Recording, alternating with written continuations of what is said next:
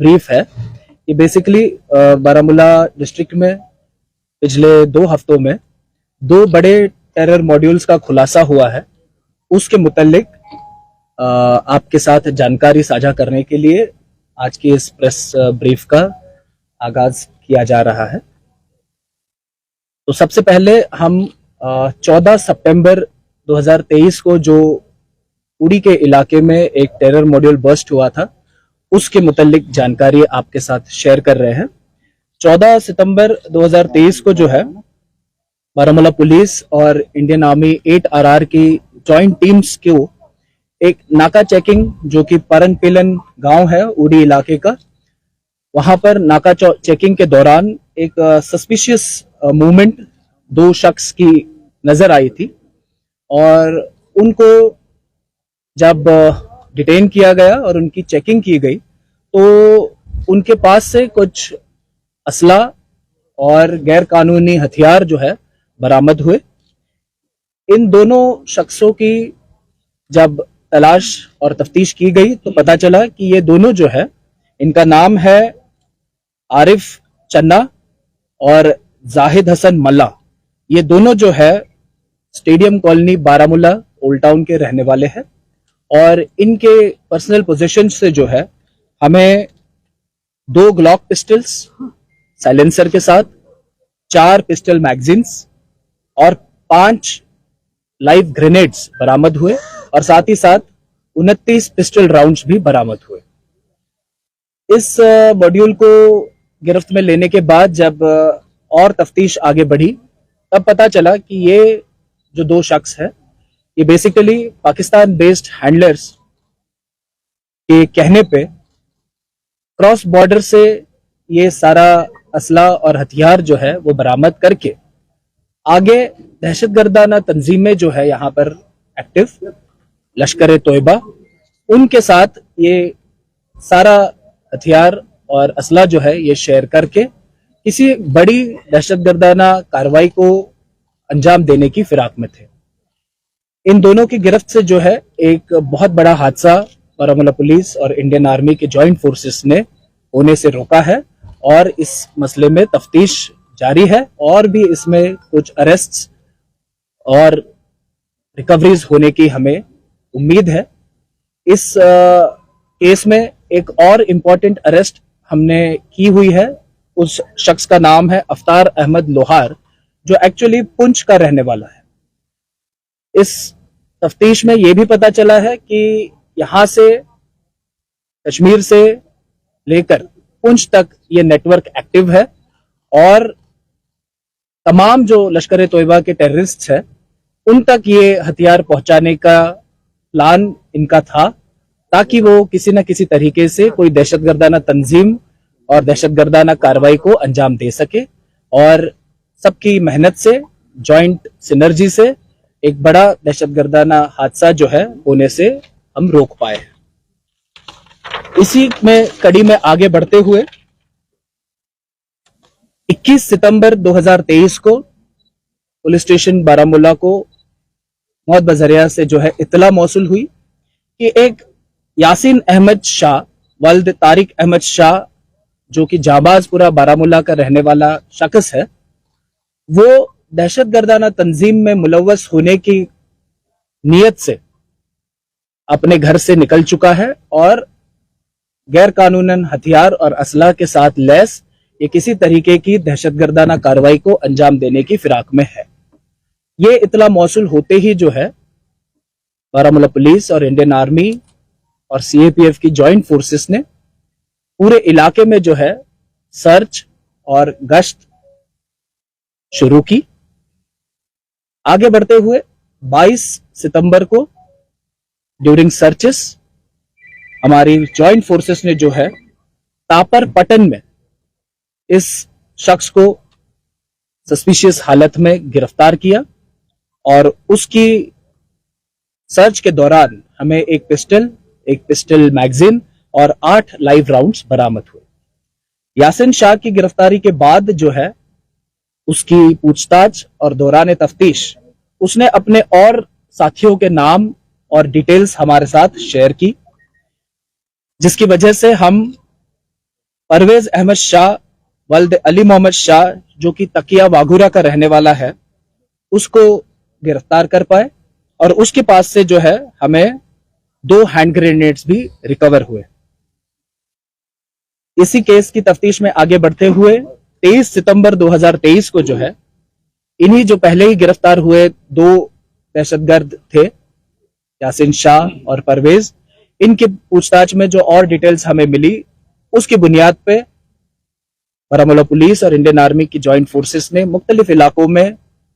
Searches conduct की और जाबाजपुरा बारामूला में हमें यासीन शाह के घर से जो है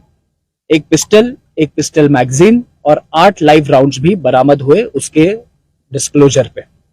साथ ही साथ इसमें 2 फीमेल टेरर एसोसिएट्स भी मुलव्वस है जो इन टेरर एसोसिएट्स के साथ मिलके इसी गैरकानूनी जो भी असला और हथियार है इनकी तस्करी और एक्टिव टेररिस्ट तक ये हथियार पहुंचाने की जो साजिश थी उसमें मुलव्वस थी, जिनकी शिनाख्त निगीना वाइफ ऑफ मंजूर अहमद लोन जो विजयपुरा हाजिन की रहने वाली है और अफरीना उर्फ आयत डॉटर ऑफ गुलजार अहमद गनई जो कि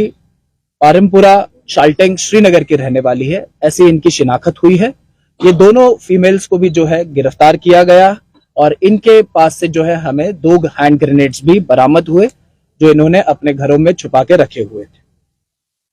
इसी केस की तफ्तीश में अगली कड़ी में जो है 25 सितंबर 2023 को बारामूला पुलिस और इंडियन आर्मी के जॉइंट फोर्सेस ने जो है एक मुदस्सिर अहमद राथर सन ऑफ गुलाम मोहिद्दीन राथर जो तकिया वागुरा का रहने वाला है और शौकत अहमद मलिक सन ऑफ हबीबुल्लाह मलिक जो वागुरा का रहने वाला है, इन 2 शख्स को भी जो है गिरफ्तार किया और उनके पास से एक पिस्टल मैगजीन, 8 पिस्टल के राउंड्स और 1 चाइनीज ग्रेनेड भी बरामद किया है। अब जाके जो है इस टोटल जितनी भी ये कार्रवाई हुई है उसमें अब तक हमने 6 लोगों को गिरफ्तार किया है, जिसमें एक एक्टिव टेररिस्ट है यासीन अहमद शाह और बाकी जो 5 उसके साथी है, इनमें से एक जो है जुवेनाइल है और इनके पास से अब तक हमें total 5 hand grenades, 3 pistol magazines और 24 पिस्टल राउंड्स की रिकवरी हुई है। ये सारा जो मॉड्यूल है ये भी जो है पाकिस्तान बेस्ड हैंडलर्स के कहने पे बारामूला और नजदीकी इलाकों में दहशतगर्दाना कार्रवाइयों को अंजाम देने की फिराक में था। इसमें से यासीन शाह जो है ये खुद एक एक्टिव टेररिस्ट हम इसको करार देंगे, जो कि इस रिकवरी के साथ ये जो भी चीजें हमने इससे रिकवर की है इसकी सारी टेक्निकलिटीज और इसकी सारी जो भी गतिविधियां है उसके साथ पूरी तरीके से वाकिफ था और इसने बाकी लोगों को भी अपने साथ जोड़कर बारामूला के इलाके में एक टेरर नेटवर्क जो है वो खड़ा किया था। लेकिन इंडियन आर्मी और बारामूला पुलिस की जॉइंट एफर्ट्स की वजह से ये टेरर मॉड्यूल जो है ये बस्ट हो गया है और जो भी इनके इरादे थे दहशतगर्दाना कार्रवाइयों को अंजाम देने के, उनको नाकाम करने में हमें अब तक जो है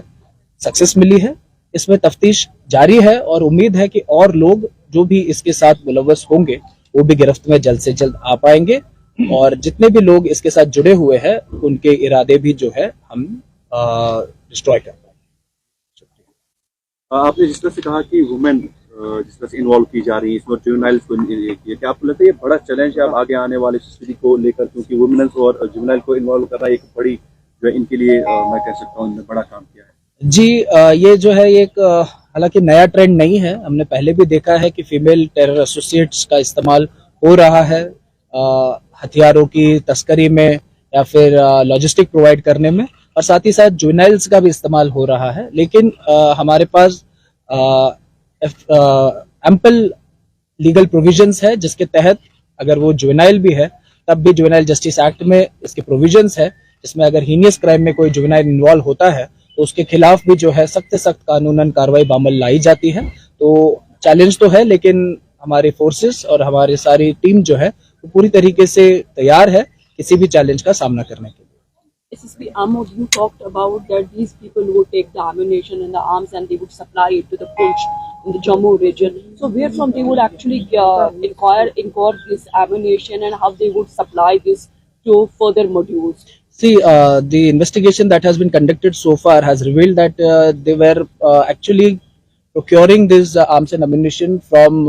across at the behest of the park-based handlers. So we are already in the process of identifying the routes or the places and the locations that they are using for smuggling the ammunition from across, and very soon we'll be able to unfold the truth behind these modules also. That means the route of LC was used to procure the arms and Yes. ammunition that would go to Jammu or other places. Yes. So is it that the terrorists now planning, apart from seeing the stabilization in the Kashmir Valley, they are choosing deliberately the Jammu region, the parts of the region, be it the Samba, Poch, where we see the more action of the terror groups?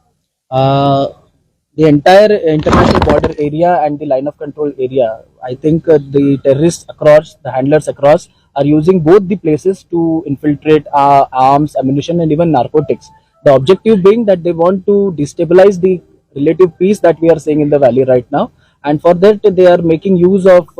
terror associates, the conduits, and the OGW networks, so that in some or the other way they'll be able to infiltrate arms and ammunition and then activate the local radicalized youth and carry out terrorist activities. But I'm sure that with the active efforts of all the forces, these nefarious designs will be defeated. So is there any plan for the upgradation of equipment as far as the body scanners and other things are concerned when you talk about the patches of LC where the army is working? Those things are under consideration. Thank you, sir.